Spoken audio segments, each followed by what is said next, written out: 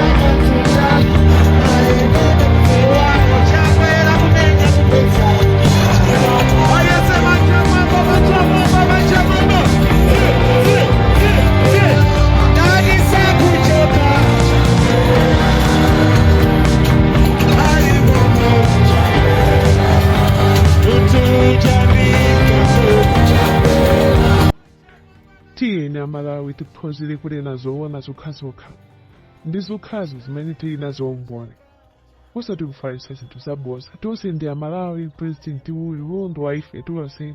Akachoka purezidenti kubwera purezidenti wina azakhalanso wa ife tonse. Tiye tiphunzire nopondana. Hit the subscribe button kuti tizikupatsirani zeni zimene Malawi akamba.